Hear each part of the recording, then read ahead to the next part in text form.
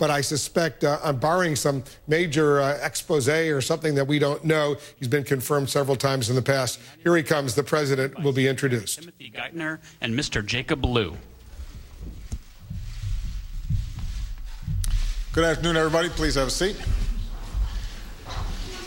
A little more than 4 years ago, I stood with Mr. Tim Geithner and announced him as my first nominee to my cabinet. We were barely 2 months into the financial crisis. The stock market had cratered.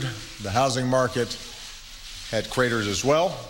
Bank after bank was on the verge of collapse. And worst of all, more than 800,000 Americans would lose their jobs in just that month. And the bottom was not yet in sight. So I couldn't blame Tim when he tried to tell me he wasn't the right guy for the job. But I knew that Tim's extensive experience with economic policy made him eminently qualified. And I also knew that he could hit the ground running. As chairman of the New York Federal Reserve, he had just spent several sleepless and chaotic weeks immersed in the complexities of the crisis and had been working closely with his Republican predecessor at Treasury to save the financial system.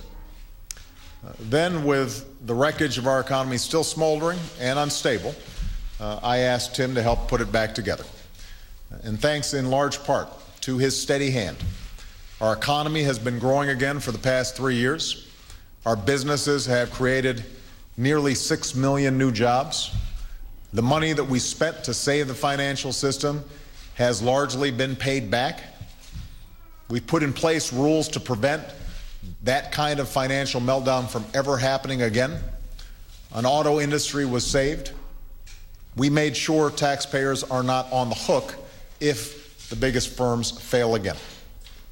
We've taken steps to help underwater homeowners come up for air and open new markets to sell American goods overseas.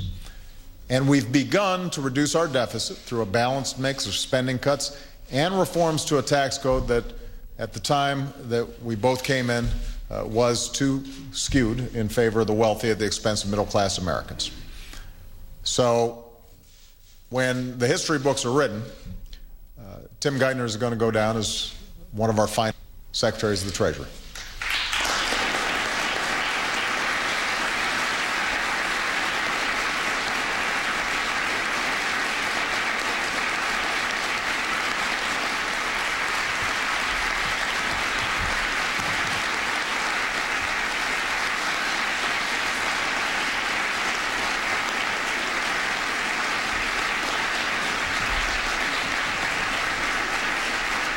All right, don't embarrass him. On a personal note, Tim has been a wonderful friend and a dependable advisor throughout these last 4 years. You know, there's an unofficial saying over at Treasury: no peacocks, no jerks, no whiners. That'd be a good saying for all of Washington. No peacocks, no jerks, no whiners. Few embody that ideal better than Tim Geithner. That's why when Tim was thinking about leaving a couple of years ago, I had to personally get on my knees with Carol to help convince him to stay on a little bit longer. And I could not be more grateful to Carol and the entire Geithner family for allowing him to make the sacrifices that so many of our cabinet members ask of their families in serving the country. Now, the fact is, while a lot of work remains, especially to rebuild a strong middle class and offer working folks new pathways to rise into the middle class, our economy is better positioned for tomorrow than most of those other countries hit by the financial crisis. The tough decisions Tim made and carried out deserve a lot of credit for that. So I understand that Tim is ready for a break. Obviously, we're sad to see him go, but I cannot think of a better person to continue Tim's work at Treasury than Jack Lew. Now, this is bittersweet not only because Tim's leaving, but also because Jack's been my chief of staff for the last year. He was my budget director before that, I trust his judgment. I value his friendship. I know very few people with greater integrity than the man to my left. And so I don't want to see him go because it's working out really well for me to have him here in the White House. But my loss will be the nation's gain. Jack has the distinction of having worked and succeeded in some of the toughest jobs in Washington and the private sector. As a congressional staffer in the 1980s, he helped negotiate the deal between President Reagan and Tip O'Neill to save Social Security. Under President Clinton, he presided over 3 budget surpluses in a row. So for all the talk out there about deficit reduction, making sure our books are balanced, this is the guy who did it 3 times. He helped oversee one of our nation's finest universities and one of our largest investment banks. In my administration, he's managed operations for the State Department and the budget for the entire executive branch. And over the past year, I've sought Jack's advice on virtually every decision that I've made, from economic policy to foreign policy. Now, one reason Jack has been so effective in this town is because he is a low-key guy who prefers to surround himself with policy experts rather than television cameras. And over the years, he's built a reputation as a master of policy who can work with members of both parties and forge principled compromises. And maybe most importantly, as the son of a Polish immigrant, a man of deep and devout faith, Jack knows that every number on a page, every dollar we budget, every decision we make has to be an expression of who we wish to be as a nation, our values. The values that say everybody gets a fair shot at opportunity, and says that we expect all of us to fulfill our individual obligations as citizens in return. So Jack has my complete trust. I know I'm not alone in that. In the words of one former senator, having Lou on your team is the equivalent as a coach of having the luxury of putting somebody at almost any position and knowing he will do well. And I could not agree more. So I hope the Senate will confirm him as quickly as possible. I want to personally thank both of these men and their families, especially Carol and Ruth, for their extraordinary service to our country. And with that, I'd like to invite them to say a few words, starting with Tim.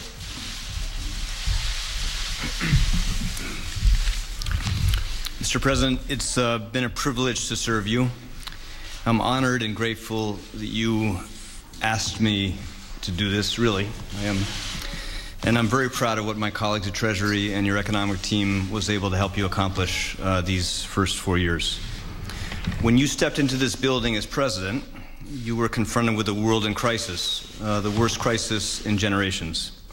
And you made the necessary, the hard, the politically perilous choices that saved the American people, saved American industry, saved the global economy from a failing financial system. And your successful response to the crisis, of course, did not solve all the nation's challenges. It could not have done so. But the actions you took, along with those of a forceful and creative Federal Reserve, have made the country stronger and have put us in a much better position to face the many challenges still ahead of us, and they are many. I have the greatest respect for Jack Lew.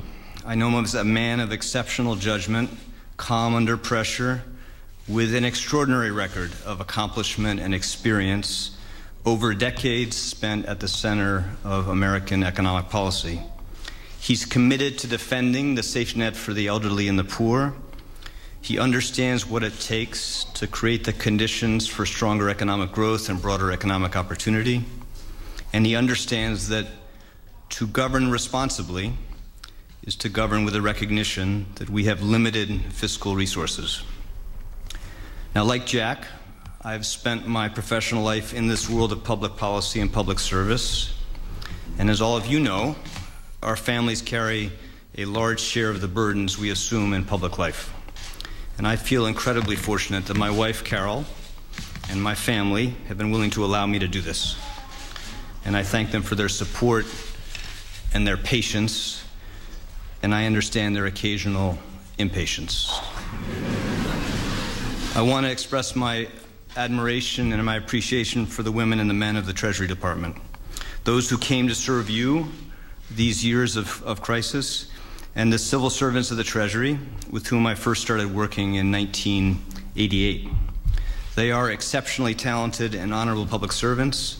I'm very proud of what they have helped you accomplish, and I am confident that my successor will find them the extraordinary asset they are to the nation. And I also hope that Americans will look at the challenges we face today and decide, as many of you in this room have, that in spite of the divisive state of our political system today, that serving your country is compelling and rewarding work. That was my experience, and I am grateful and will always be grateful to you for having given me the opportunity to serve you as the 75th Secretary of the Treasury.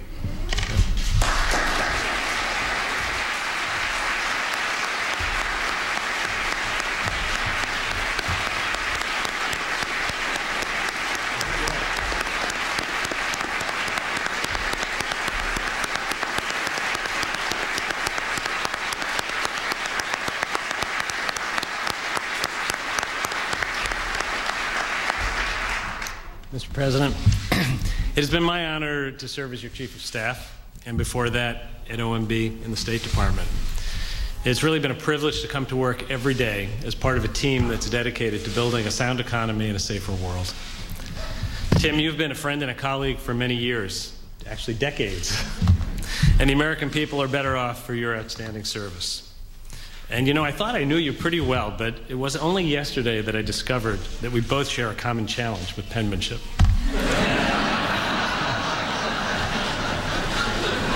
Tim, I join the President and everyone here in wishing you and Carol and your whole family well. As a kid growing up in Queens, I had dreams of making a difference in the world. These dreams were nurtured in a home where the gifts of American freedom and opportunity were cherished and never taken for granted. And the responsibility to engage in issues of public concern were part of daily life. I will always be grateful to my parents for grounding me in the values that have remained central to my personal and professional life. I grew up professionally in the office of Speaker O'Neill, whose compass was always clear and who demanded unvarnished advice on how best to reach the desired destination. Mr. O'Neill cared little about your age or rank, and only about whether or not you did the hard work to inform the decisions of the day. And he took a big chance giving a lot of responsibility to a very young man, and for that I'll always be thankful. Serving at OMB, first under President Clinton and more recently in this administration, I worked with one of the finest teams in the government to execute a responsible fiscal policy while advancing policies to promote economic growth. I'm delighted to see so many of my friends from OMB here today. At the State Department, I work closely with our great Secretary of State and my friend Hillary Clinton to advance our nation's national security agenda, including our international economic policies. And as Chief of Staff, I've had the pleasure of working with a tremendously talented White House team which manages policy, politics, communications, and complex operations every day with grace, skill, and loyalty. If confirmed, I look forward to joining the Treasury Department, whose people are legendary for their skill and knowledge. It's a team that I've collaborated with closely over many years and have come to respect greatly. Finally, thank you to Ruth, Shoshi, Danny, Zahava, and the kids for your endless tolerance with the demands of a schedule that tests all family patience. And thank you, Mr. President, for your trust, your confidence, and friendship. Serving in your administration has allowed me to live out those values my parents instilled in me. And I look forward to continuing with the challenges ahead. Thank you.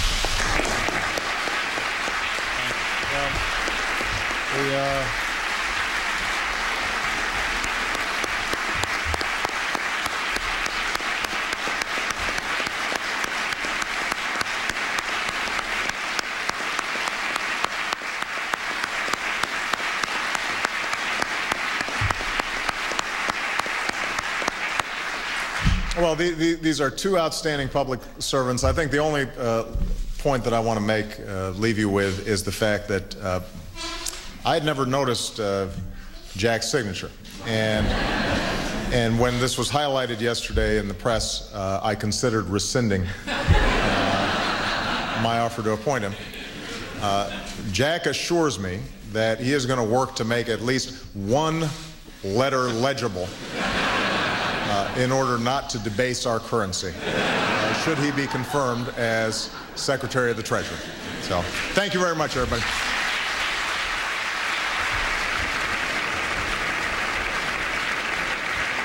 Next step for Jack Lew, confirmation before the United States Senate.